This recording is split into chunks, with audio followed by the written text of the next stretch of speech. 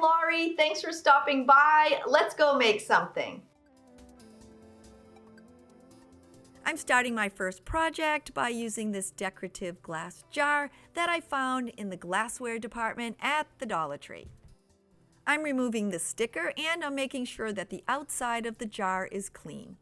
I'm going to paint it with some chalk paint and I'm making my own. I'm using about 2 tablespoons of my white acrylic paint and then 2 teaspoons of some baking soda. I add my first teaspoon and I give it a little mixing, and then I add my second and I mix it up well. With everything mixed together, I'm now giving my jar a coat of my chalk paint. Once my jar was completely covered, I let it set overnight and then I baked it in my oven at 250 degrees for 30 minutes. This step is completely optional. I just like the finish on the glass once I take it out of the oven. I have so many Mardi Gras beads that I'm going to use these as an accent around the rim of my glass jar. I cut each one of the loops and I'm painting them with my pretty gray acrylic paint. I'm making my crafts today as part of the What Would You Do challenge, where you need to make your crafts from a specific section of the Dollar Tree. So my first project is coming from the glassware department. Now that my beads are dry, I'm going to attach them to the top outer part of my jar using my glue gun. I'm starting on the bottom and all I'm doing is adding some hot glue and adding my beads and just continuing to move around the jar. After I finish my first row, I continue adding on the beads and I keep gluing them into place until I come to the end of the strand. From there, I continue on with my second strand and just hot glue them into place.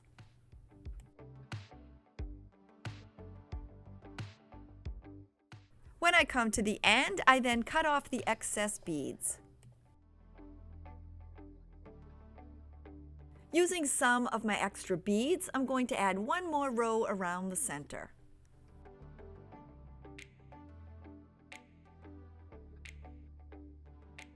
Once all my beads are attached, I can see a little bit of white peeking out here and there.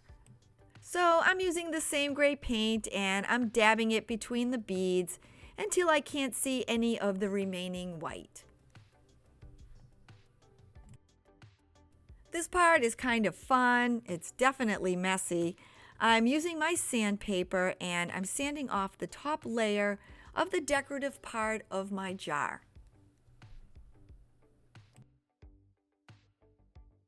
As I'm sanding, you can see there's a little pile of paint residue forming under the jar. And after I finished one side, and then moved on and did the other 3.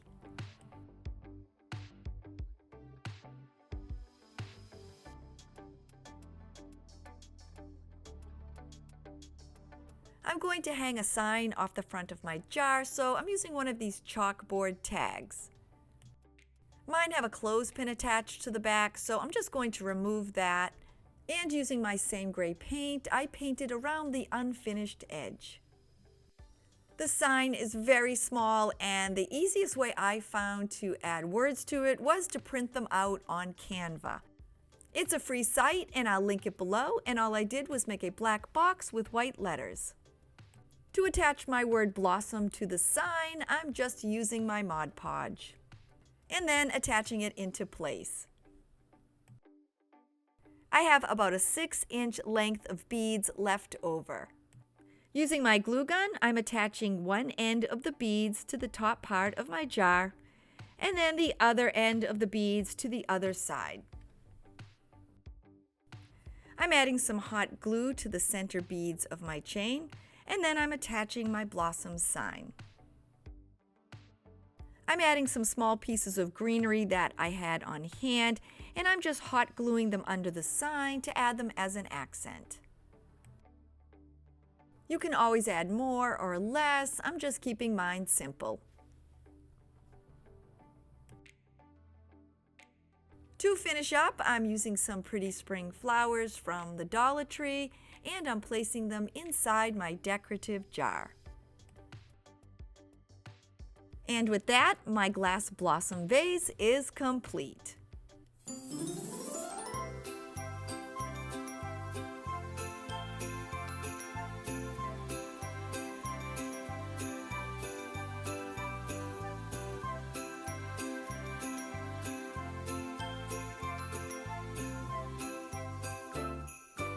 Today, I'm participating in the What Would You Do challenge, where each of our DIY projects come from the Dollar Tree Glassware, Kitchen, and Automotive department. I'll be linking the playlist with all these amazing women below in my description. My next project is coming from the Automotive department, and I have to be honest with you, I stood there for a while and I had no clue what I could make with anything the Dollar Tree had until I found this funnel and I thought it looked like a gnome's hat. I'm using this pretty light green spray paint and I'm going to end up giving it 3 coats. While my hat is drying, I'm going to put together my gnome. I'm using 2 white women's socks from the Dollar Tree. I like to use the bath salts from the Dollar Tree. These are mint eucalyptus. They make the gnome smell so good, but if you don't want to use bath salts, you can always use rice. Filling the sock is super easy. You just slide it over the mouth of the container and then add in your bath salts. You can make your gnome any size you'd like. I usually use about 1.5 containers of bath salts. Once my sock is filled, I'm then tying off the end with an elastic band.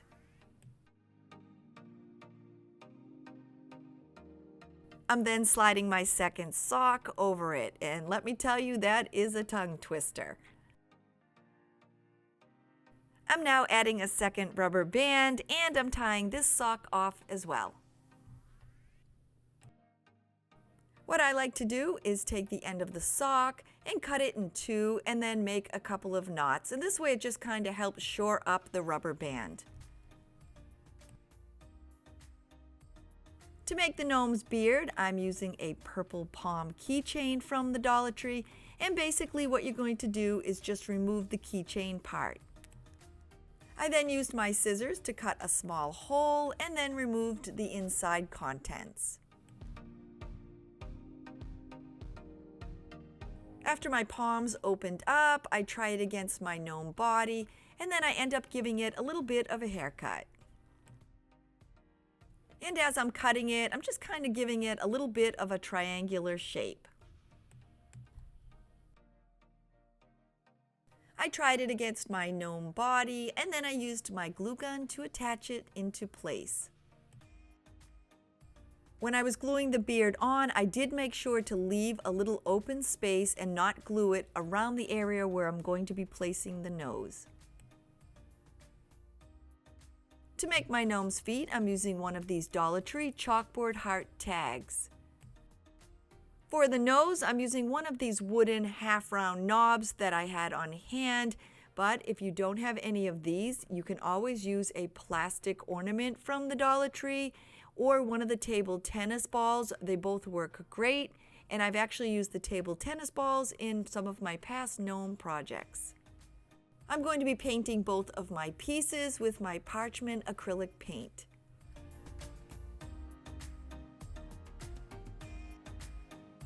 With both my pieces dry, I'm now going to attach them to the gnome.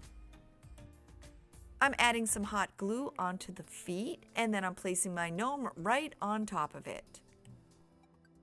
Once that's done, I'm adding some glue to the back of my nose, and I'm attaching that in place as well.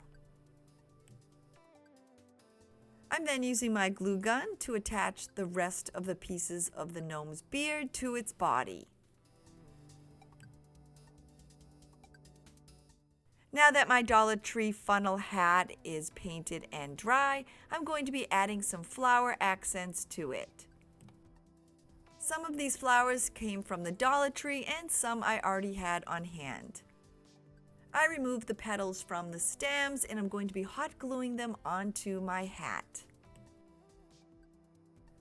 I'm going to be attaching my flowers in an angled circular pattern. I continued adding a dot of hot glue and attaching my flowers.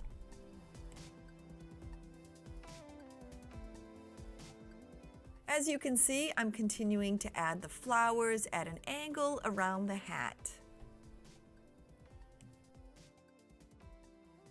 When I was picking my flowers for this project, I made sure to find one color flower that matched my gnome's beard.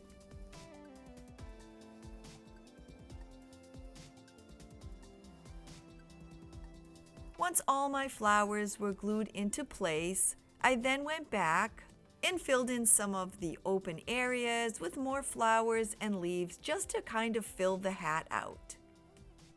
To finish off the top of my hat, I took one sprig of the flowers and I bent it at an angle. Then using my glue gun, I added on some of the matching flowers from my hat.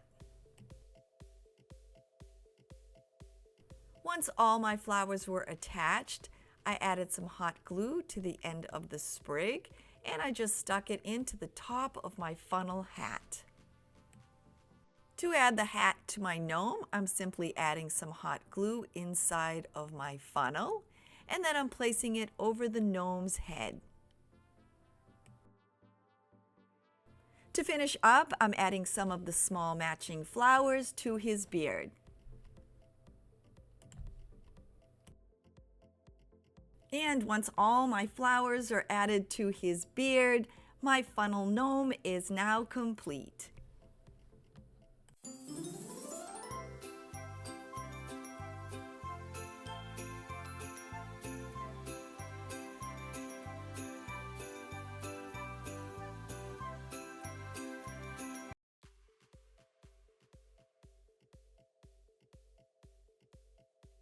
To make my third project, I'm using 6 of the ceramic coasters that I picked up in the kitchen department at the Dollar Tree. I also need a base, so I'm going to be using the bottom side of this leftover holiday sign. I'm adding a wood edging around my tray, so I'm placing my coasters at about where I think the edging will start. I'm using tumbling blocks to make my edging, and I'm placing them around my coasters to find the measurement of where I'm going to cut my sign. I keep placing them along the edge of the coasters, and then I mark where I need to cut my sign.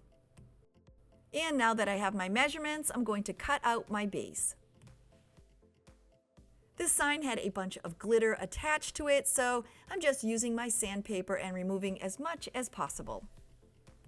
And once I'm done, I'm using my leftover chalk paint from my first project, and I'm giving it a good coat. With my paint dry, I'm now centering my coasters in the middle of the tray.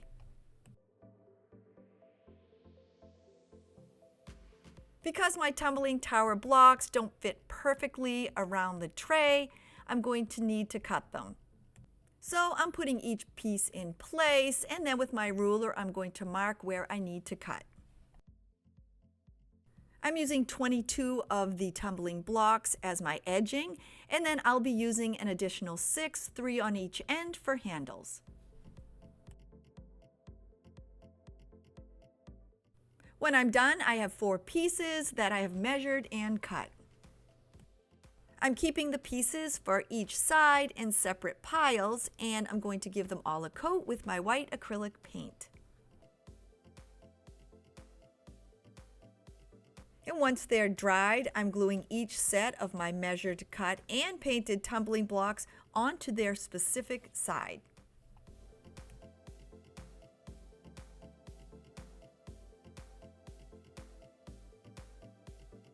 I'm using my glue gun to attach each one into place.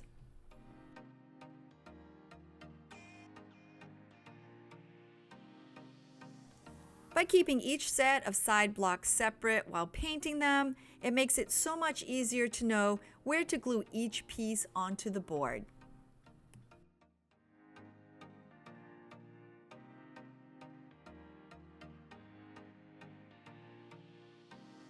Once all my side pieces are added, I'm then attaching 3 tumbling blocks on each end as handles for my tray.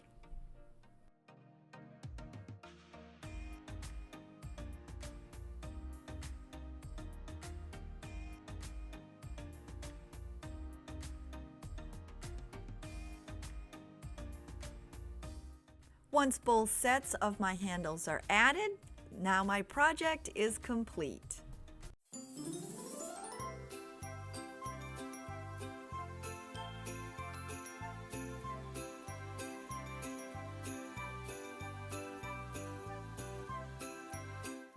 Thanks so much for stopping by. I'm so happy you made it to the end of the video. And if you're new and you think, hey, I'd like to come back and hang out with her again, don't forget to click that little red subscribe button below. I'll see you soon. Bye, everybody.